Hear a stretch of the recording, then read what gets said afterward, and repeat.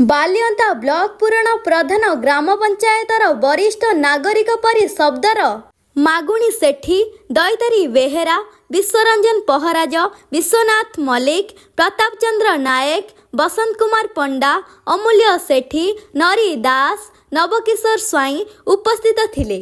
वरिष्ठ बुद्धिजीवी माने दाबी करिसेंती ओ स्वर उठाइथिले सरकार को पाखरे ए कथाटिए पहुँचू ओ धनुआ नदी को उद्धार करा जाऊ। बिल्डर माने घर करि देउछंती, जेगा को बिक्री करि देउछंती। धनुआर अणदेखा करुछंती नेता बाबू माने। एहाकु तुरंत तदंत करा जाऊ बोली स्थानीय लोके ओ बुद्धिजीवी ओ समाजसेवी मागुणी सेठी कहिसंती। धनुआ नदी को लक्षण बेक्षण करागले धनुआ नदी उद्धार हेई परिबो। नदी को सफा करा जाऊ ओ चेक डैम करा जाऊ। सेठिकार स्थानीय लोके वरिष्ठ नागरिक संघ दृढ़ विश्वास अछि सरकार आम कथा को सुनिबे बोली आशा अछि। बसंत कुमार पंडा घर शिशिल पुराण प्रधान पंचायत आज पुराण प्रधान पंचायतर वरिष्ठ नागरिक संघ तथा ए एरियार किछि ज्ञानी मानी लोक युवपीढ़ी समस्त उद्देश्य होची धनुआर पुनरुद्धार, जहाँकि पूर्व बहुत लोकंकर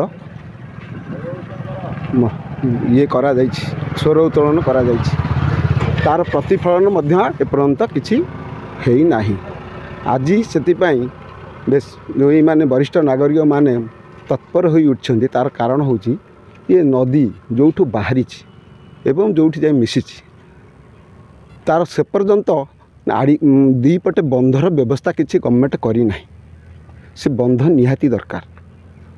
ता संगे संगे ता करे थिबा समस्त जमी को चाष उपयोगी अच्छी से चाष उपयोगी जमी की सरकार बा प्रशासन आखि बुझी दे जो बिल्डर मानक एकर एकर जमी घर बारी पे दे देइछंती, तार परिणाम बिल्डर माने घर करी दबा द्वारा लोकंकर आवर्जना मैला पानी से नदी रे प्रवाहित होछि, जहाँ फल कि खरा दिने लोक माने नई रे गाधई पारु नाहंती, गोरु गाई पानी पी पारु नाहंती।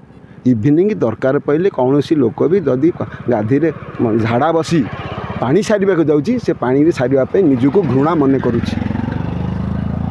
या द्वारा आमे समस्त साधारण जनता लोक मानकु जणाउछु जे सरकार याकू पुनरुद्धार करने नदीर पुनरुद्धार योजना रे सामिल करंतु एवं राज्य सरकार निजे केंद्र सरकार को लिखंतु, जहाँ फल कि यार पुनरुद्धार हो पारिबो एवं स्थान विशेष रे देखिकी सबुठी आनिकट चेक डैम टाइप रो करा जाऊ, जेमिति प्रत्येक जगार मिनिमम नईर पतन ठारू 2-3 फुट 4 फुटर चेक डैम होइथिबो, जहाँ फल पानी नईर प्रत्येक जगार 4 फुट 5 फुट रही पारिबो।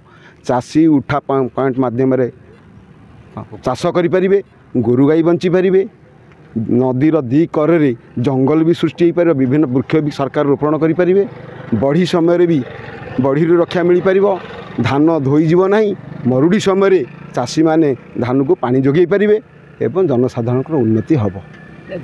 कथा मिछ नुहे किंतु अभिज्ञता कम।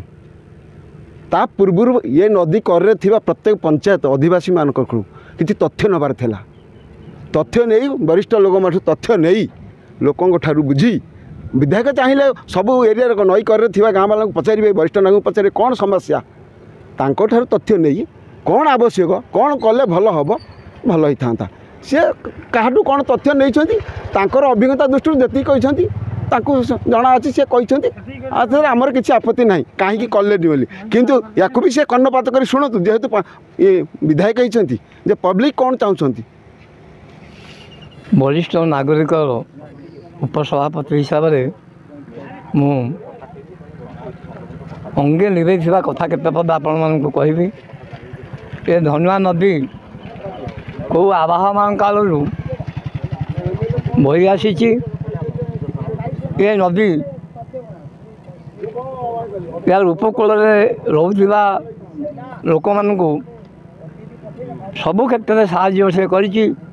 ये नदी पानी लोक मैंने पीउथिले, यार माछ मध्य व्यवहार करथिले, नदी में सतरण क्रीड़ा होता लोक पिला माने एतिरे पहरा शिखुथिले एवं नदी कूले विभिन्न देव मंदिर में ये पानी उपभोग होता କିନ୍ତୁ ଦୁଃଖର ପରିତାପର ବିଷୟ ଆଜି ଏସବୁ ନାହିଁ। ଆଜି ନଦୀ ଆରମ୍ଭରୁ ଶେଷ ପର୍ଯ୍ୟନ୍ତ ଆପଣ ଦେଖିବେ ନଦୀରେ ବନ୍ଧ ନାହିଁ, ନଦୀ ଦଳମୟ ଏବଂ ବନ୍ଧୁ ଆମର ଯେଉଁ ନଦୀ ବାହାରିଛି ଶେଷ ପର୍ଯ୍ୟନ୍ତ ଯେଉଁ ମାଓବାଦୀ ସମ୍ପତ୍ତି ସରକାରଙ୍କର ରହିଛି, ବାହାରୁ ଅଧିକାଂଶ ଲୋକମାନେ ଆକୁ ଜବରଦଖଲ କରନ୍ତୁ କି ଯାହା କରନ୍ତୁ ଆପାର୍ଟମେଣ୍ଟ ତିଆରି କରି ଦୂଷିତ ଜଳକୁ ଏଇ ନଦୀକି ଛାଡ଼ିଛନ୍ତି। ତ ଯାହାଫଳରେ କି ଦୁର୍ଗନ୍ଧ ହେଉଛି, ନଦୀ ପାଣି ସ୍ପର୍ଶ କରି ହେଉନାହିଁ। ଆମେ ସରକାରଙ୍କ ପାଖରେ ଏତିକି ବିନମ୍ର ଅନୁରୋଧ କରୁଛୁ ଯେ ନଦୀର ପୁନରୁଦ୍ଧାର କରାଯାଉ ଏବଂ ନଦୀରେ ଉଭୟ ପକ୍ଷେ ସୁଦୃଢ଼ ବନ୍ଧ ତିଆରି କରାଯାଉ ଏବଂ ତାଳ ଗଛ ବହୁ ସଂଖ୍ୟାରେ ଏଠି ପକାଯାଉ ଏବଂ ଆମ ବୋରଖଣ୍ଡିରେ ଆମେ ଯେଉଁଠି ଠିଆ ହେଇଛୁ ଯେଉଁ ବ୍ରିଜ୍ ଉପରେ ଏହା 1959 ମସିହାରେ ନିର୍ମିତ। ସେତେବେଳେ ଧନୁଆ ଉଛୁଳୁଥିଲା, ଗଣ୍ଡ ପାଣି ଉଛୁଳୁଥିଲା, ଲୋକମାନେ ୟା ଭିତରେ ଚାଲିକିରି ପହଁରିକିରି ଏପାର ସେପାକ ହେଉଥିଲେ। ସେତେବେଳେ ସରକାର ମହୋଦୟ ଏଠି ଗୋଟିଏ ଯିବା ଆସିବା ପାଇଁ ବ୍ରିଜ୍ କରିଛନ୍ତି, ଯେଉଁ ବ୍ରିଜ୍ ଉପରେ ଆମର 5-6 ଖଣ୍ଡ ପଞ୍ଚାୟତର ଅଧିବାସୀମାନେ ଯିବା ଆସିବା କରୁଛନ୍ତି। ଏ ବ୍ରିଜ୍ ଅତି ସଂକୀର୍ଣ୍ଣ ଅଣଓସାରିଆ, ତେଣୁ ଆମେ ଗ୍ରାମବାସୀ ତରଫରୁ ଆପଣଙ୍କ ପାଖକୁ ଏତିକି ଆପତ୍ତି କରୁଛୁ ଏ ବ୍ରିଜ୍ର ସମ୍ପ୍ରସାରଣ କରାଯାଉ, ଆକୁ ଓସାର କରାଯାଉ ଏବଂ ଏଥିରେ ଅସଂଖ୍ୟ ଗାଡ଼ି ମଟର ଯିବା ଆସିବା କରୁଛି, ଏହାର ମଧ୍ୟ ରିପାରିଂ କରାଯାଉ। ଏତିକି ଧନ୍ୟବାଦ ତରଫରୁ ମୁଁ ଆପଣଙ୍କୁ କହିବି। ଏତିକି ଗଭର୍ଣ୍ଣମେଣ୍ଟ ସରକାରଙ୍କୁ ବିନମ୍ର ଅନୁରୋଧ, ଧନ୍ୟବାଦ ପୁନରୁଦ୍ଧାର କରାଯାଉ। ଏଥିରେ ହାନିକଟ ବା ଛୋଟ ଛୋଟ ଡ୍ୟାମ୍ କରାଯାଇ ପାଣିକି ଷ୍ଟକ୍ ରଖାଯାଉ ଏବଂ ପିଲାମାନେ ଜଳ କ୍ରୀଡ଼ା ଶିଖିପାରିବେ, ଏ ପାଣି ଉପଯୋଗୀ ହୋଇପାରିବ।